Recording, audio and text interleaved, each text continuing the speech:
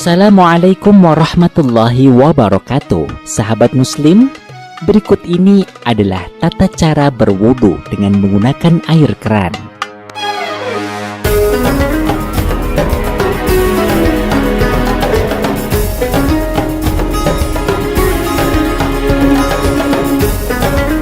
Umat muslim yang akan menjalankan ibadah sholat menghadap kepada Allah Subhanahu wa Ta'ala harus memenuhi aturan yang telah ditetapkan.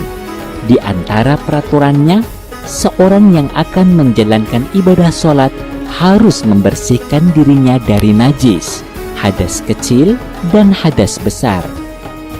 Tata cara menghilangkan hadas kecil adalah dengan cara berwudu. Perintah melaksanakan wudu berdasarkan firman Allah Subhanahu wa Ta'ala, "Ya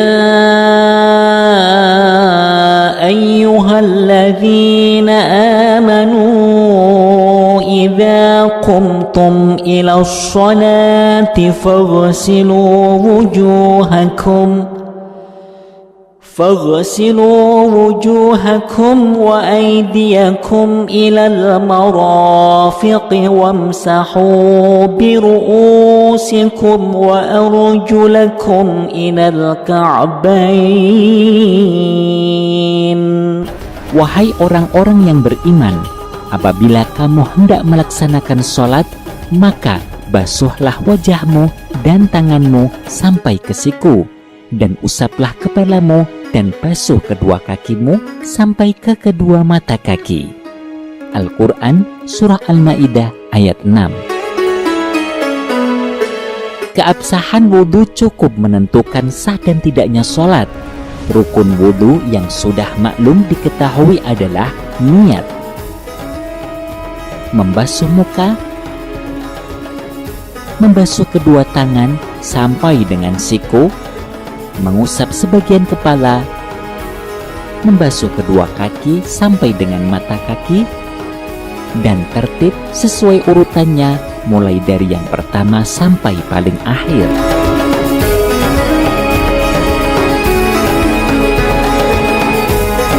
Berikut ini adalah di antara adab berwudu dengan menggunakan keran. 1. Orang yang berwudu disunnahkan menghadap ke arah kiblat. 2. Wudu dilaksanakan di tempat yang airnya bisa mengalir lancar sehingga tidak menggenangi lokasi berwudu. 3. Usahakan cari tempat yang airnya tidak mudah menciprat ke tubuh dan lokasi sekitar. Demikian disampaikan oleh Syekh Ahmad bin Muhammad dalam kitabnya Al-Lubab. 4. Apabila memungkinkan, wudu disunahkan dengan duduk. 5. Posisi keran di depan orang wudu bagian kiri. Menurut Sayyid Hasan Al-Kaf dalam kitab Al-Aham, memposisikan keran di sebelah kiri akan memudahkan orang yang berwudu bisa menjalankan sunnah-sunnah wudu yang lainnya. Contohnya, ketika orang yang berwudu ingin membersihkan kotoran yang ada di dalam hidung, disunnahkan menggunakan tangan kiri. Maka tangan kiri orang yang berwudu sudah dekat dengan keran. Begitu pula ketika menyela jari-jari kaki, orang yang berwudu dianjurkan menggunakan tangan kiri. Keran yang berada di sebelah kiri akan cukup memudahkan tangan kiri menyela jari kaki. 6. Membuka tuas keran secukupnya. Membuka tuas keran sesuai kebutuhan supaya tidak berlebihan dalam menggunakan air wudhu.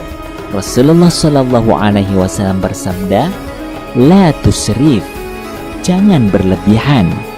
Qil, lalu ada yang bertanya kepada Nabi, "Ya Rasulullah, awafil wudhu israf?" Wahai Rasulullah, apakah di dalam wudhu juga ada istilah berlebih-lebihan? Kemudian Rasul bersabda, "Qal, na'am, wa fi kulli syai'in israf." Rawahul Hakim wa Ibnu Asakir. Iya, pada setiap hal bisa saja ada berlebih-lebihannya. Hadis riwayat Al-Hakim dan Ibnu Asakir.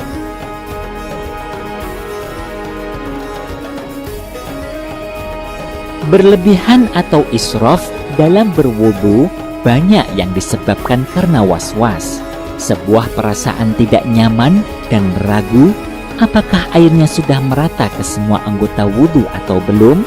Orang was-was bisa membasuh anggota wudu sampai mengulang berulang kali sehingga menjadi poros air. Was-was bisa timbul akibat bisikan jenis syaitan tertentu yang mempunyai tugas mengganggu orang dalam menggunakan air. Rasulullah Shallallahu Alaihi Wasallam bersabda, "Inna lil wudu'i syaitanan yuqadu lahu walhan, fattaqu waswasal ma'." Rawahu Ahmad wa Ibnu Majah. Artinya, dan dari Abi Sa'ad berkata, Rasulullah Shallallahu Alaihi Wasallam bersabda, sesungguhnya dalam wudu ada satu syaitan yang dinamakan walhan, maka takutlah kalian terhadap was-was dalam menggunakan air. Hadis riwayat Ahmad dan Ibnu Majah. 7. Membasuh bagian tangan dimulai dari siku. Dalam masalah ini terdapat perbedaan pandangan antara ulama.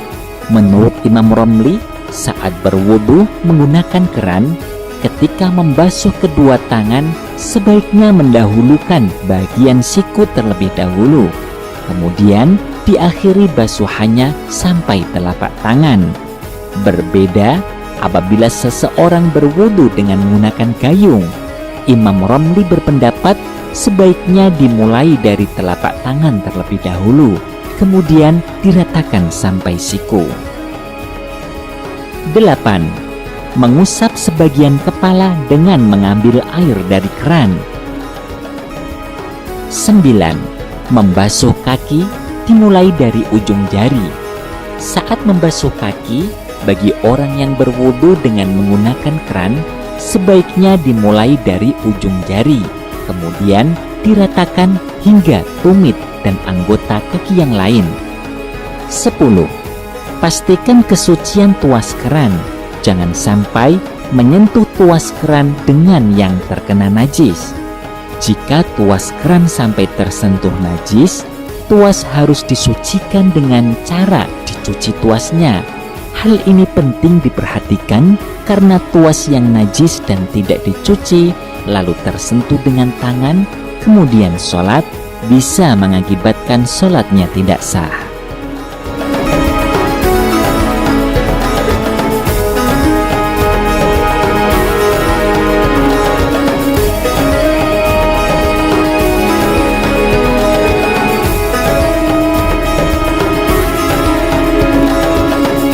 Nah, sahabat muslim, demikian paparan singkat tentang tata cara wudhu dengan menggunakan keran. Usaha kita dalam menyempurnakan wudhu sebagai bentuk totalitas penghambaan kepada Allah Subhanahu wa Ta'ala, semoga mendapat ridha dari Allah Subhanahu wa Ta'ala. Amin ya rabbal alamin. Semoga bermanfaat. Wassalamualaikum warahmatullahi wabarakatuh.